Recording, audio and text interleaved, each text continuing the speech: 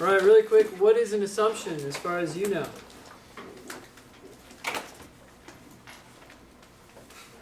Everybody looks at their phone. What do we have to do now? Any guess? Yeah? Something you should believe to be true. You should believe. Well, I can only think of it like in the context of when you're asked a question. Okay, that's fine. Else. That's okay. It says how it. But basically, like a statement that would connect the premise to the conclusion. Okay. Like I don't know how to say an assumption without using the word Assumption. That's fine. It's good. We're trying to get our minds Yeah. straight on what exactly an assumption is. And you said it's a thing that connects the premises to the conclusion? Well, like if the conclusion is true, if you assume the following. Okay. It's like a That simple is question. a type of an assumption. That's one type. It's necessary. No, that's sufficient actually. Cool. It's all right. We got that. Yeah. So it's an inference that the argument depends on, or a statement depends on. Okay, that's Realizing. another type of an assumption. Oh, okay. That's the necessary assumption. So we're getting pieces together here. How about just an assumption in general? It's stated. Huh? It's stated. Okay, try unstated. So an assumption is unstated. This is good. I'm glad we clarified this. Yeah. So it's something that was left out of the argument. That is the definition of an assumption. And it specifically is a premise. So it's a piece of evidence that supports the conclusion but was never mentioned. Now, there are actually multiple types of assumptions. There are the two that we're going to focus on tonight are necessary assumptions and sufficient assumptions. But there are just assumptions that are neither necessary nor sufficient. And that's actually usually the correct answer in a strengthened question. But regardless, we're going to focus on these two. So an assumption is a piece of the argument that was left out. It's a premise. So it's going to help the conclusion. So both of these help the conclusion. Okay? And they weren't said. Okay? But they're very different on another level. A necessary assumption, what do you guys think that is? What is your understanding of a necessary assumption as far as you know at this point in time? It's okay to be wrong. Vital importance. Say that again? It has to be the case. It has to be the case. Yeah. Okay. Yes, it does have to be true. It does have to be true. That's what they mean by necessary. Yeah? Is a necessary assumption if this is true, then this must be true? Is it an if-then statement? Okay, so in if-then statements, you have a sufficient condition and a necessary condition, but those things are different from assumptions. Now, just to clarify, and if let me actually give an example that has both involved so you can see the difference. If I we have to work through this a little bit. Let's say I came to you and I said, this food smells. Sound good? We have some food on the table. It smells. And by smells, I mean bad. Badly. Smells badly. Okay? We have some food that smells bad. Therefore, we should throw it away. Is this argument making any assumptions? Okay, what assumptions is it making? The food is bad if it smells. Wait, okay, so one assumption is that the food is in fact bad? Is that what you're saying? That if the food smells bad, then it must be thrown away. Okay, if the food smells bad, then it must be thrown away. Anyone want to add anything else to this? Yeah? You should throw away things that smell bad. Yeah. Okay, that you should throw away things that smell bad. In other words, if something smells bad, then you should throw it away. Maybe that's a way of capturing what you're trying to say, I think. Maybe. Yeah, I was just saying it didn't have to be like food. I was trying to like all encompass it. So what do you think this is saying? And then what do you... I thought he said if the food smells bad. If the food smells bad, and I was then saying throw you it should away. Throw away all things that smell bad. Got it. Okay. So you're saying something broader. All things, then throw it away. Cool. Okay. Anything else? All right. So this assumption is just actually. I think what you were trying to say is if something smells bad, then it is in fact bad.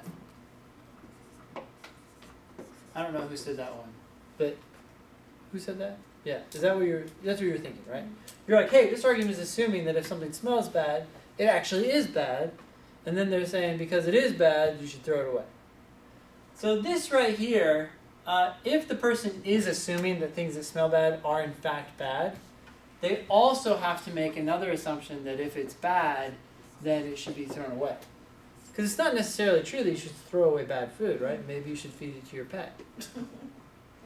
Or put it in your compost pile, right? Or send it to the leader of the free world. I don't know. If it's still free. Anyway. Okay, so for that reason, let's actually talk about this right now. This assumption right here, is that assumption by itself sufficient to prove this? No. So it's not a sufficient assumption, right?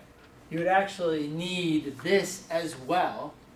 So you would need both of those things to get here, right? So neither one of them is by themselves is sufficient. So this would not be considered a sufficient assumption, and this would not be considered a sufficient assumption. Is this a sufficient assumption? If the food smells bad, then you should throw it away.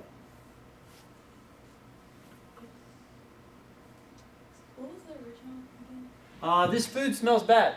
So it's basically re-saying. It's not re-saying it. That's a common like feeling. Like, hey, you're just saying the same thing. But we're actually not. In this one, I'm saying fact. This food stinks or smells bad, right? And then conclusion. Another fact. Well, it's just another like statement, right? Therefore, we should throw it away. They're two separate claims. One is being used as evidence. The other one is the conclusion that supposedly follows from that evidence. This right here actually is one claim. If food smells bad, then throw it away. That is one claim by itself. And this right here is a necessary assumption of this argument and a sufficient assumption. Because whoever made this argument most likely was, well, not most likely, they must have been thinking this. Because that's how, they went from here to here. So they must have believed this. At the same time, this is sufficient because if this is true, then this conclusion will follow logically. Okay, now this is also sufficient. If anything smells bad, then you should throw it away. That will guarantee the truth of that conclusion. Okay, now what we're talking about here is we're talking about whether or not these assumptions are necessary or sufficient or something else. These assumptions all happen to be if-then statements, and within each assumption, you can see that you have a sufficient condition and a necessary condition. Right? So when we're talking about sufficient conditions or necessary conditions, we're talking about parts of an if-then statement. We're not talking about assumptions. The assumption is the entire thing. And whether that entire thing is a sufficient assumption or a necessary assumption just depends on whether or not it will guarantee the truth of the conclusion or not. Okay, so I think, were you asking about the conditions? The sufficient conditions, the necessary conditions? No. Who was asking about the conditions or the parts of the if-then statements? I was asking about if-then statements. Yes. So that's a sufficient condition, that's a necessary condition. The if clause is the sufficient condition, the then clause is the necessary condition. Now, people tend to get sufficient conditions and necessary conditions mixed up with sufficient assumptions and necessary assumptions. Because we're all using these words necessary and sufficient. But it's kind of like saying, like, hot potatoes versus hot Sweet potatoes. Days. Right, like we're using the words necessary both times, and they have the same definition. They mean something that's required, but in one case you're talking about it within the context of an if-then statement. In the other case, you're talking about it in terms of in the context of an argument. So they sound like similar, and we tend to get them mixed up, but they're really just two totally different things. Okay, anyways. When you're looking at an argument and you see that there is a missing piece, you want to try to identify what that piece is. And then in a necessary assumption question or a sufficient assumption question, you're looking for a certain kind of missing piece. So let me give you another analogy and see if this helps a little bit. This is tough because it's a little far out, but it's easy to understand on some level. If you are going to a concert, sound good? Maggie Rogers, she's coming to town. So let's say you're going to that concert and it costs $120. Sound good? If you show up with $200, is that sufficient to go? Yes. Yes. Wait, why are you shaking your head and saying yes? Yes. That's really confusing. That's a sign of lying, by the way. I don't know what the FBI just said. I would say no because you have you can't just walk in with that money in your pocket and Oh, okay. Oh, yeah. You're saying you need to buy a ticket. Okay. Yeah. So let me ask you this: assuming tickets are available, Oh. is that sufficient to buy a ticket? yes. Okay. Cool. Is that necessary? Yeah. Do you have to have $200? Yeah. Oh. Your friend shows up with 180, and you say, "Hey, that's not good enough." No, that's fine, right? It's sufficient, but it's not necessary. So you don't need to have $200, but it is sufficient. It is enough. Okay. Now let's say you show up with $120. Show up, and by the way, there's no tax. It's $125. Okay. You guys are like so weird. Like, wait a second. You don't have to pay a fee. Okay, it's $120. That's total. You show up with $120. Is that sufficient to buy the ticket? Yes. Yes. Is that necessary? Yes. Yes, you need $120, right? Do you need 121? No. No, but you need 120. So 120 is sufficient and necessary. 200 is just sufficient. It's not necessary. You don't need 200. What if you show up with 80? Is that sufficient? No. Clearly, hopefully we recognize that's not sufficient. Is it necessary? Yes. Yes, you need 80. You actually need more than that, but you need that at a minimum. Here's another way to think about it. If you don't have 80, if you don't even have 80, right, you're not going to get it. If you don't have 90, you're not going to get it. If you don't have 100, you're not going to get it. If you don't have 120, you're not going to get it. But the point here, and I know it seems a little disconnected from the LSAT, but I want to illustrate the difference between necessary and sufficient assumptions. Sufficient assumptions are going to guarantee the conclusion is true. And they can be overkill. Like, we don't care how strong they are. As long as they guarantee that the conclusion is true, that's correct. That's a sufficient assumption. They're not asking you for things that are necessary.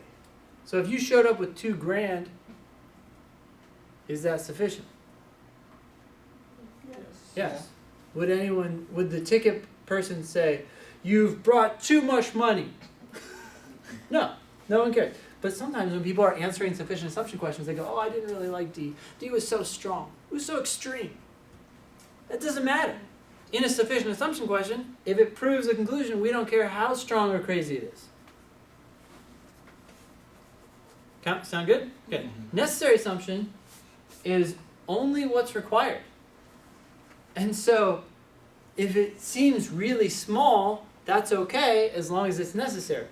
So the easiest way to think about this in life might be like, what do you need to survive? Anything. Water. Sound good? Well, water and oxygen. So let's just start with water. If I start giving you water, say, "Don't worry, I'm going to supply it for the rest of your life." Are you now good to go? Yes. No. Elliot, you can survive on water. But in the sense Oh wait, of- sorry. No, it's- Sorry. Oh, okay. Yeah? That would be necessary but not sufficient. That would be necessary but not sufficient, right? If I just kept giving you water and you're like, oh, I need more, I want food. Like, shut up, Elliot. Here's your water. Ask your water boy. I know, it sounds horrible, right? But hey, it's the world we live in these days, okay? It's all changed. Or maybe it got changed back. Did it get changed back under Obama? Maybe it did. Yeah, I don't know. Anyways, let's hope it did. But then it got ruined again. Who knows?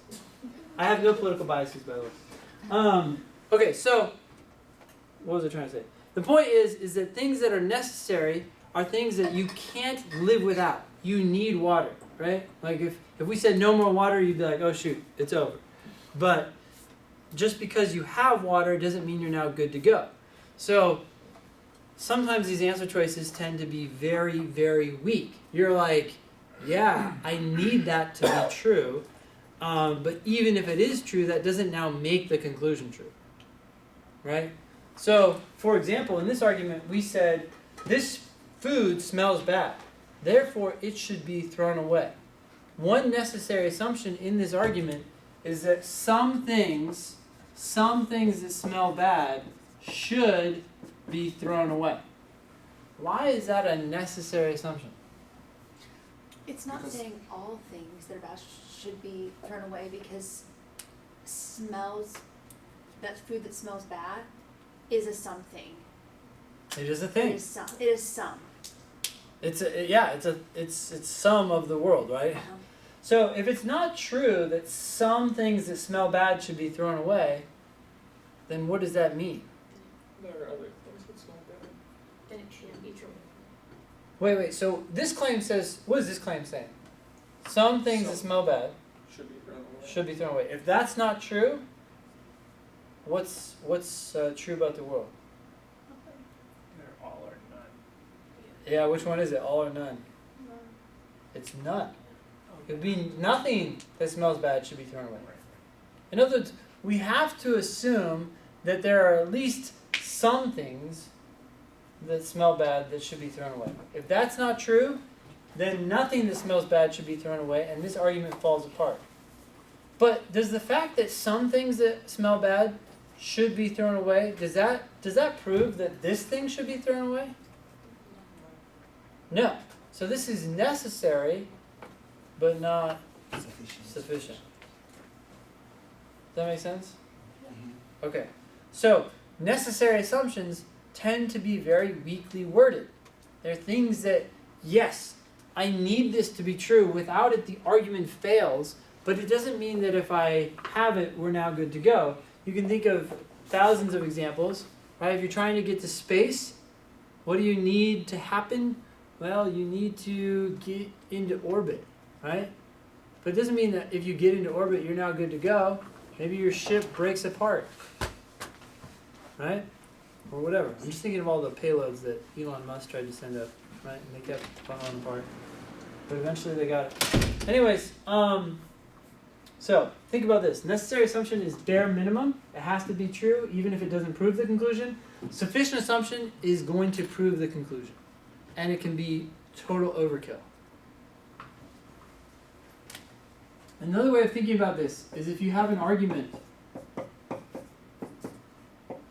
and there are three premises, and if they add up, they're going to prove the conclusion. So let's say that those three premises together prove the conclusion.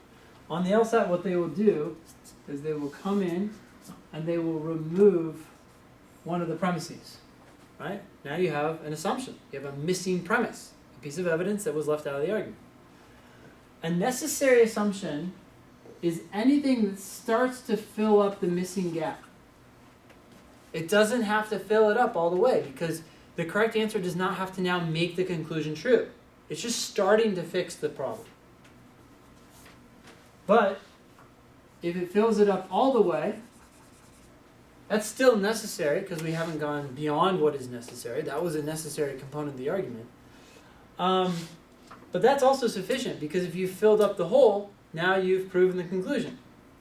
If you overfill, if you go beyond what they said, then that would be sufficient but not necessary.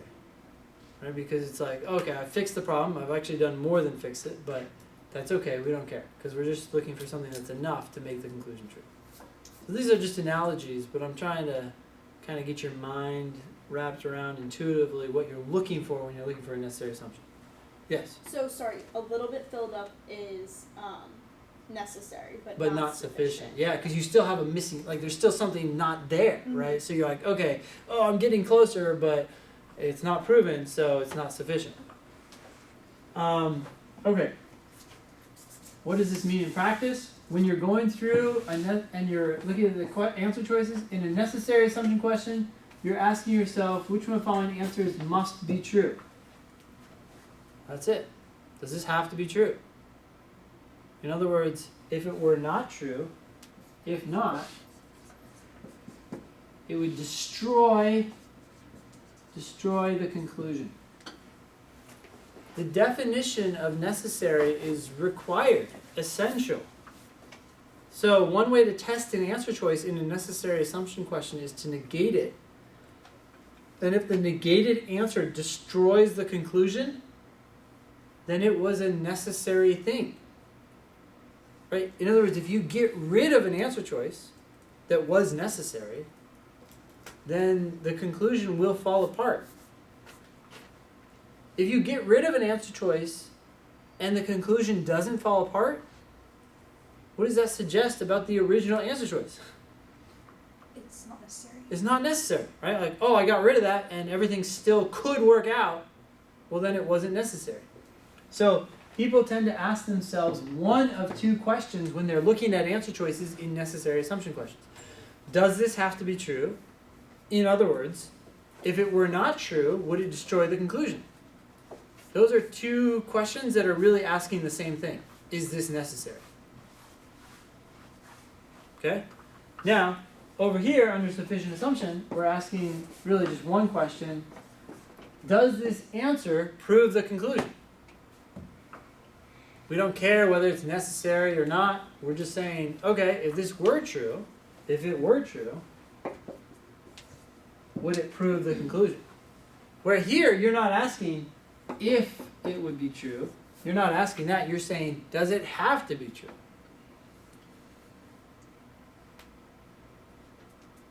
Okay. Any questions? Yeah. So in a necessary assumption question, because it's an assumption, the answer choices will never just restate a premise. Because technically, aren't those premise, they could be necessary to be true. Yeah, so that's one slight difference between a must be true question and a necessary assumption question. In a must be true question, you're just asking yourself which one of the following answers has to be true, and the correct answer could restate one of the claims in the passage because you're like, yeah, that has to be true. Whereas in a necessary assumption question, they are looking for an unstated premise. So if one of the answers does restate something that was already said, that's not a necessary assumption because by definition, assumptions are unstated. I will say though, that's really, really rare. It's really rare for an answer choice to be wrong because it's just restating a premise. So if you feel like it is restating, just double check. So following up on that, I've seen must be two options that do restate the premise, but in a negated sense of that premise. Does that? You mean like a contrapositive? Yeah, contrapositive. Sure. Of the premise. So in a must be true question, that'd be correct. In a necessary assumption question, I don't know if I've ever seen that, but if it said that and it was a contrapositive, that's still saying something different, but it's something that must be true. That would be interesting.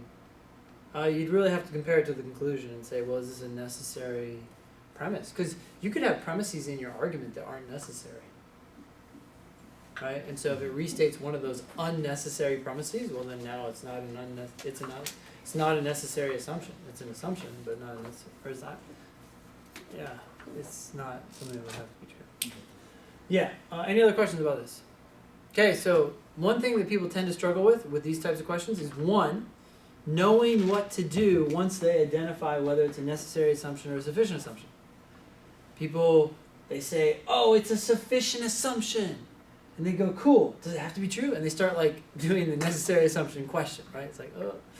Or they say it's a necessary, and this probably happens more often in the reverse. They realize that it's a necessary assumption, and they're like, necessary, strong. I need something strong. And so then they go looking for something that proves the conclusion, right? But actually it's the opposite. If you're looking for a necessary assumption, you're looking for the bare minimum. So the answers tend to be weakly worded. And in a sufficient assumption, you're trying to prove the conclusion, and sufficient, it sounds so soft, right? Oh, sufficient. Did you have sufficient food for dinner? You're like, yes, I had enough, thank you. Like it seems like a soft thing, but it actually means enough. So you have to have enough or more than enough. So the answers tend to be very strong here. In any case, so even when people correctly identify the question type, sometimes they still go after the wrong thing, right? So that's one thing to keep in mind. The other problem, though, is that a lot of times people misidentify these question types. So what I'm going to do right now is I'm going to say questions, and I want you to think for a half second whether you think it's necessary or sufficient, and then I'll tell you whether it's necessary or sufficient, right? So, question number 1. The argument depends on assuming which one of the following. Okay? Sufficient. Okay, here vote for sufficient. It's necessary. And the key word there is depends. So the argument depends, needs which one of the following assumptions. Okay? So then you're going to ask yourself which one of the following must be true. If it were not true, it would destroy the argument. Okay? The argument presupposes which one of the following?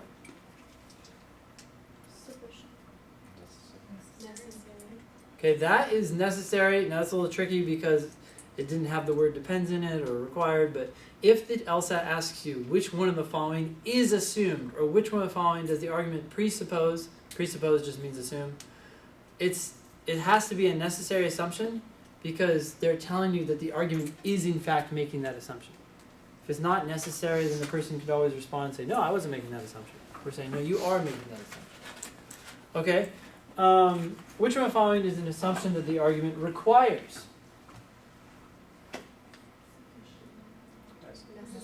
Necessary. I'm just messing with you guys. I'm giving you necessary assumptions back to back. You're like, when are we going to get sufficient? Right? That's how good quizzes are written. Okay, so one more. The conclusion does not follow unless. Necessary. Mind games here. The conclusion does not follow unless. If the conclusion doesn't follow unless something happens, that thing is a necessary assumption. Okay? Which one of the following, if true, enables the conclusion to be properly drawn? Necessary. No, that's going to be sufficient. Which one of the following, it's okay, we're going to do these until we get them. Which one of the following, if true? Not that it needs to be true, but if it were true, would enable the conclusion to be properly drawn. And by properly drawn, they mean proven. Sufficient. That's sufficient, yep. Which one of the following enables the conclusion to follow logically? Sufficient. Which one of the following enables the conclusion to follow logically? That's going to guarantee that the conclusion is true, so that's a sufficient assumption. Okay. Which one of the following is essential for the argument's reasoning? Necessary assumption. Okay. Now, in general, sufficient assumption questions tend to have the word if in the prompt. Which one of the following, if assumed, enables the conclusion to follow logically? Which is that? That's sufficient. And notice it says if assumed. Because it's not saying that the answer or the assumptions have to be assumed. Just saying if they're assumed. Now this is probably the most tricky one, so pay attention. Which one of the following assumptions... Wait.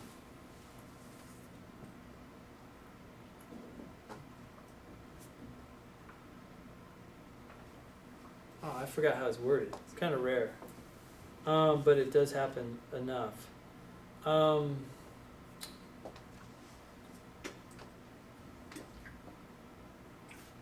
Okay. The argument must assume which one of the following in order for the conclusion to be properly drawn. Sufficient. Did you say you hate this? It's my least favorite one. Okay. The argument. Wait, I don't even know what I said now. The argument must assume. The argument must assume which one of the following in order for the conclusion to be properly drawn. Necessary.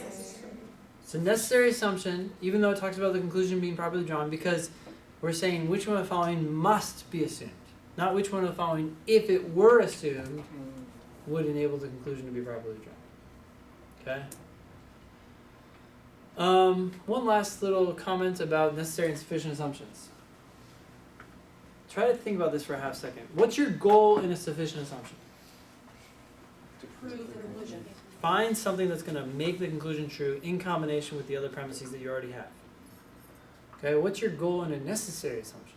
Find a premise. Find a premise, and what's going to be true about that premise? It proves the No, it doesn't prove it. It doesn't have to. It It's could, but necessary. it, Support? Support? What it will support all. Both of these support the conclusion. What must be true?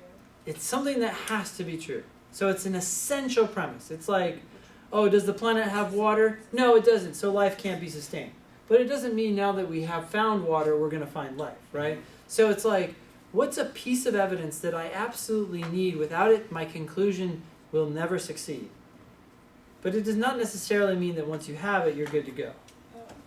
Yes. Wait, so sorry, going back to the diagrams that you did, the one that was overflowing, that goes back to necessary? The one that's overflowing is sufficient Okay. because it's more than enough, but it's going to prove the conclusion, but it's overkill. Okay, so I guess where I have a hard time following that would then be with like the difference with the words of requires Requires is Why a is- assumption.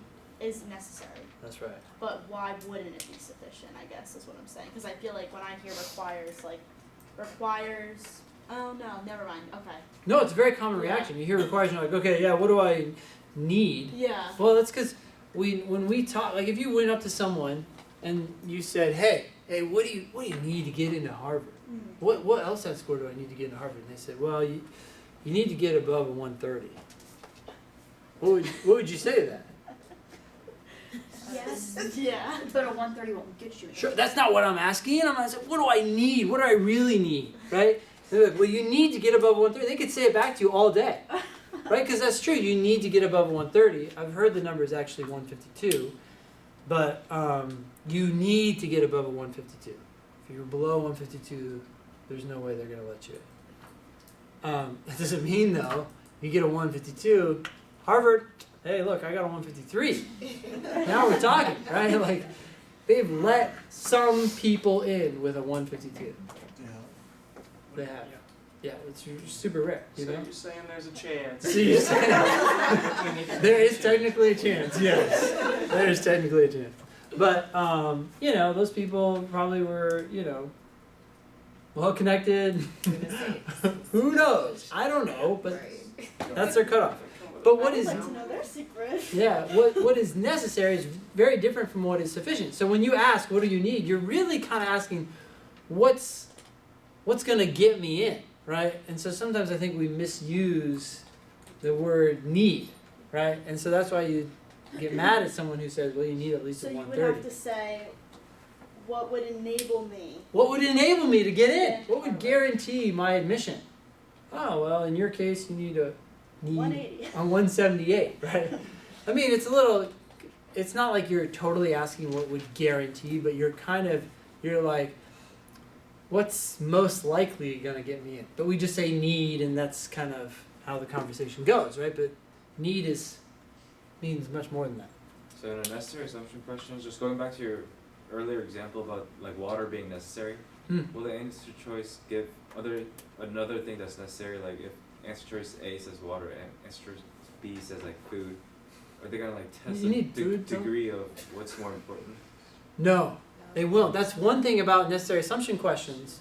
and sufficient assumption questions, actually, they're absolute answers. In other words, the answer is either correct, yes, this is necessary, or it's wrong. There's no degree. So it's Right. not like strengthened questions where one's Yeah, one is going to strengthen it more than another. 100%. Yep. So sometimes people are like, oh, well, I think it's between C and D, but I feel like D is more necessary. No, that means C is not necessary, and you need to figure out why. Yeah. Are there situations in which, for a necessary assumption question, some of the answer choices would be more sufficient? Does that Nope. make sense? Okay. No, because once something is sufficient, once you've filled in that hole, Yeah. you're like, I'm done. Thank okay, you. so they wouldn't. Yeah, so if they had one that's sufficient and one that's even more sufficient, Yeah. you need to figure out like what you're missing, Okay. because you're missing something. Gotcha. Now, what I wanted to wrap this up with is really quick.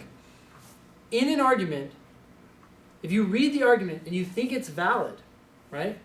And then you look at the question and it's a necessary assumption question or a sufficient assumption question, you know you missed something.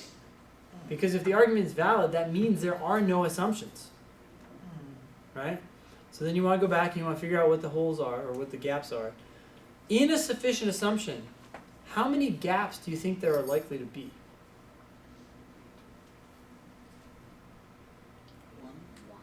Why one? Because it's necessary and sufficient. Well, imagine for a second you had 3 gaps. What would the correct answer have to do? Close them. It would have to fix all of them, otherwise it wouldn't be a sufficient assumption. It wouldn't be enough to make the conclusion true. So in sufficient assumption questions, there tends to be almost always just one problem, and it tends to be a problem that you can find. Like, if you look at the question, you read the argument, and you're like, sounds good, and then you look at the question, it's like, oh, this is a sufficient assumption question. You now know, you're like, okay, there is one leap in this argument, and I have to go find it. And once I find that leap, that's the answer.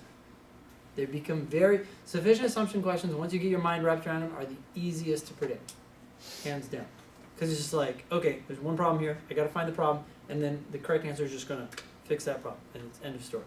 Necessary assumption, on the other hand, you could have 3 gaps, and the correct answer could do what? Only answer one of them. Fix one of them, and you would say, yes, that's necessary. But they're not asking you to solve the argument, so they'd be like, yeah, there's still 2 more problems, but you need to assume this. Even worse, the correct answer could partially fix one of those problems. So you have 3 problems, and it just starts to fix it. You're like, yeah, I need that, but I still need more, even if I want to just fix this one problem, right? So what's the takeaway here? Sufficient assumptions, you have to predict the answer. Necessary assumption questions, it's good to predict and be like, oh, it seems like you're assuming this or you're assuming that. But be open-minded, because as you're going through the answer choices, you may come across some flaw you didn't even think about. You're like, oh yeah, you need to assume that too. Right? Like if I said, Joey has enough gas to drive to New York, so Joey will drive to New York and arrive in New York tomorrow. What are some things we have to assume? His car doesn't break down on the way to You have to assume this car doesn't break down, right? Traffic. He doesn't run into so much traffic that just can't make it by tomorrow, right? Yeah? That was me, that one. Yeah. Distance equals- Do you have to assume that aliens don't come down and obliterate his car? Yes. Or he gets into an Some accident. answers are like that. It's like, this will not happen. You're like, yeah, that can happen. Not what you would predict, right? But it's a necessary assumption. A lot of necessary assumptions tend to be written in the negative. So keep an open mind. You want to predict, but keep an open mind for anything that has to be true given the conclusion. Any other questions? Okay.